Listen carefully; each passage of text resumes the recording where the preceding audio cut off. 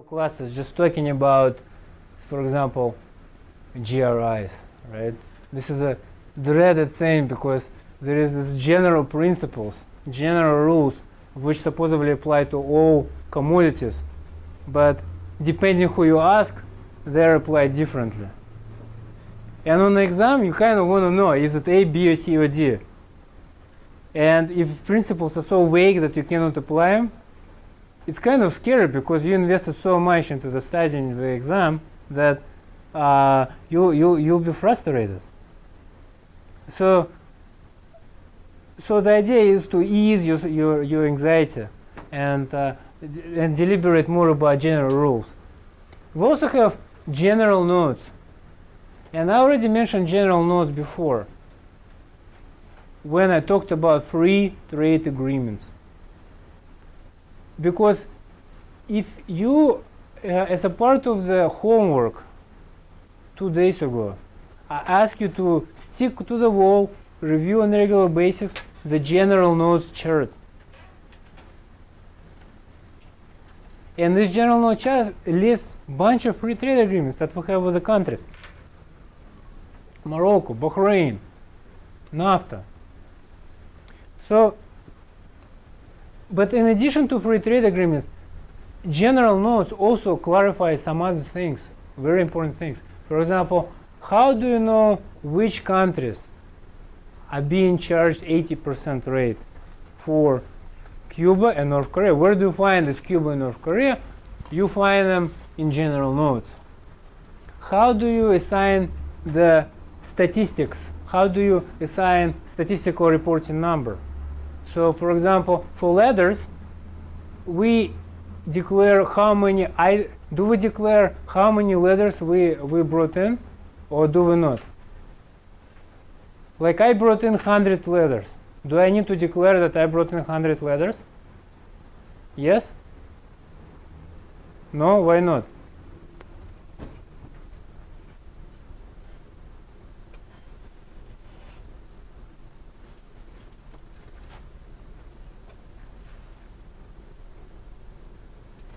Yes, because there is a number, right? But what if it's something else? There is this residual category, right? The reason why HTS can be applied to many articles, pretty much all the articles that you can think of, is because there is this other provision, sometimes other, and that other provision is anything which is not covered previously. You just stick it in there. And of course we cannot assign number there, so we just put X. X meaning that not your signature because you're a literate person. X simply means that it's a cookie cutter for everything. But how that X is applied and under what circumstances is also described in general notes. So let me go back to the beginning. Preface.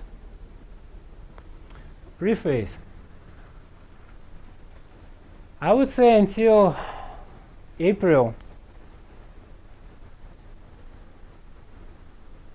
October 2013 exam, I would not have even spent a minute on the preface. How many of us read the preface of the book? Even if we buy the book itself, we have like a preface section where I dedicate this book to my wife Eileen and to my kids Kathy and Borak, let's say, and thank you to all the lovely people who helped me out. You kind of see that in the preface of regular stuff you would find in bookstores or libraries such as New York Public Library or Barnes & Noble. But even if we find a book worthy of reading, many of us do not find the preface as an exciting part. But when it comes to harmonized tariff schedules, many of us will probably find preface is outright boring and unnecessary. Let's take a look at the first sentence. The Harmonized Tariff Schedule of the United States, annotated for statistical reporting purposes, is publicized by the US ITC pursuant to Section 207 of Omnibus Competitiveness Act of 1988. Anyone excited yet? Everyone thinks this is cool? No? Alright, I don't. Apparently customs examiners thought this is cool. At least they thought this is cool enough to test you or to test students like yourselves on the type of, on a preface, on what's in a preface. They didn't test you on this, but they test you on stuff which are stated further.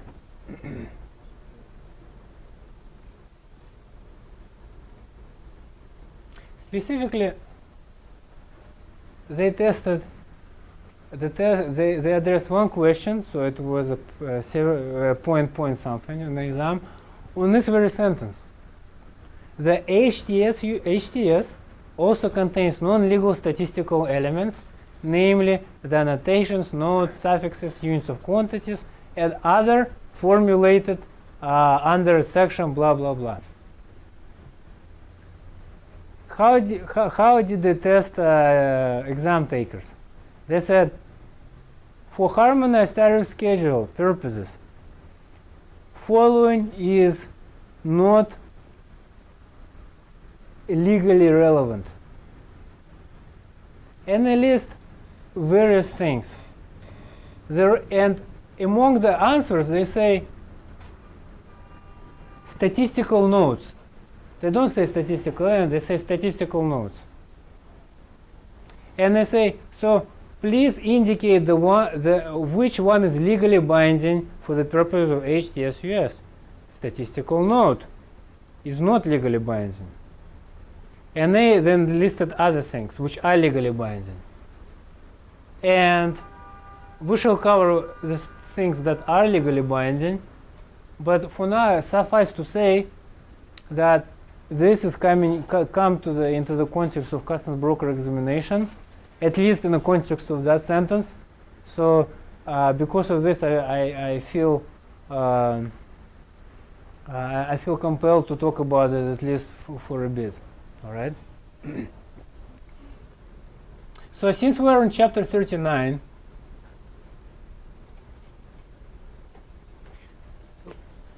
let's talk about before we even talk about.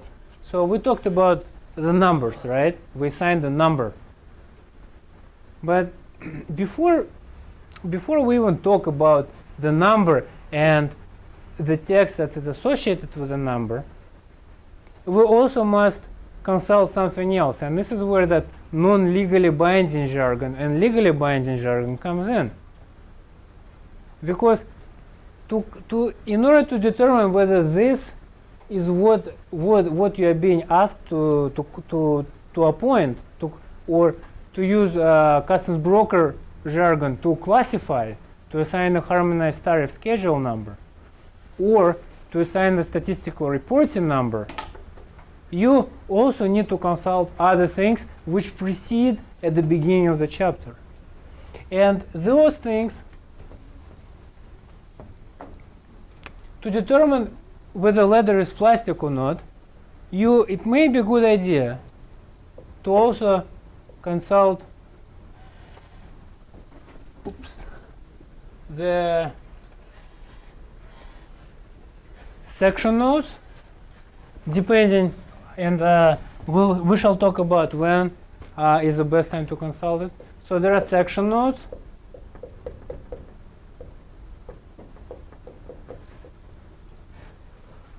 Then there are chapter notes.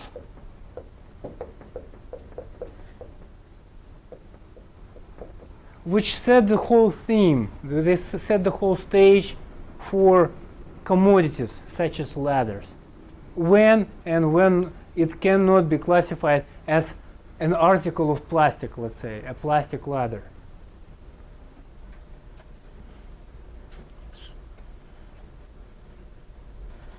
So first, it starts with notes, right?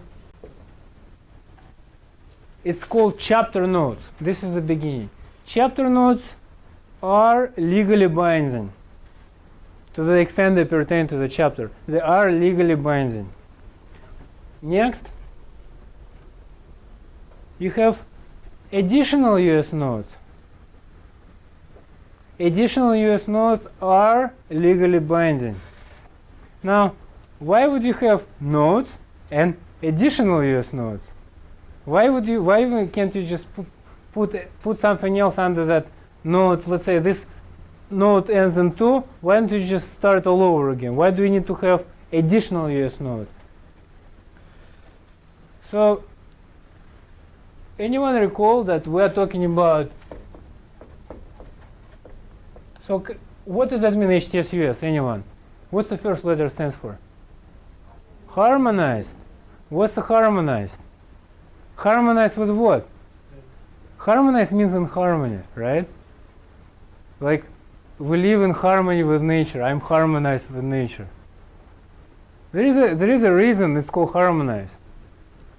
In 1988, a bunch of nations, including the United States, came together and they said, we want to make our trade as uniform as we can. So we're going to adopt the system which all other countries use. And they called it harmonized nomenclature. Nomenclature means, I'm afraid to write it out because I will make a mistake and I do not have a spell checker on the board. So just hear me out. This simply means that whatever numbers that you saw, that number for ladders, right? Up to certain extent, that number will apply to Great Britain, to Australia, to Russia, to Cameroon, to Colombia, and to any other country that signed on into the harmonized system. I think now almost every country signed up. There are exceptions, but to my knowledge, almost every country signed up. So, but the United States also has its own reservations. Canada may have its own reservations. Other countries may have their own reservations. So, to express their reservations, they adopt the notes that are pertinent only to that country. So, if the general notes, if the chapter notes, chapter note 2, this chapter does not cover lubricating preparations of chapters of the chemical section. So if it's a lubricating preparation made out of plastic, which it's possible, it's not applicable. You go somewhere else. You go to Canada, it's not applicable. You go to Cameroon, it's not applicable there. Right? So this is uniform for the countries that signed up. However, here it's additional US notes say we, United States, would like to impose additional clarifications, additional restrictions which apply only to the United States. And to make a note of that, they adopted some label, additional US notes. So they define the term elastometric. Anyone knows what elastometric means? I think it's stuff that expands and goes back. Elastic. There's an economic term called elasticity of demand. Should I make it bigger? Make it bigger. Bigger? Bigger? Tell me when to stop. Okay. Come on, wake up. So, I'm almost done and we're almost ready to take a break. What I want to say is that this term in Cameroon may be different. In the United States, it is what it is. What does it mean for us, people who are going to take the customs broker examination? It will make no difference. This is legally binding, and that is legally binding. But look at here, statistical note. So we all read the preface now, right? And we all know that statistical note is not legally binding. So look at what it says. It says, for the purposes of this number, this is a standard. It's called American Standardized It's some kind of standardized institute. It's a private body, and they have their own technical provisions. It's a highly technical stuff, in other words. And this is what they adopted. Does it mean that for me, if it's so, I'm taking the exam, and I am provided this answer, and the intrinsic viscosity is not mentioned under the standards. Am I legally prevented from using this number?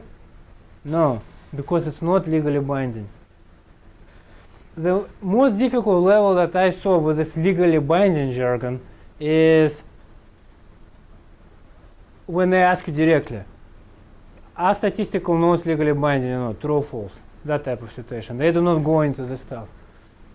What I think this is useful for is to make an appeal. So if customs examiners assert that this is the right answer because it is because of the statistical note, you can appeal saying that this is not may not be the best answer because this is not legally binding, and therefore other answer may be as equally good. But we are not at that stage. Let's hope we will not be at that stage. And this is the general overview of our continued discussion of harmonized tariff schedule.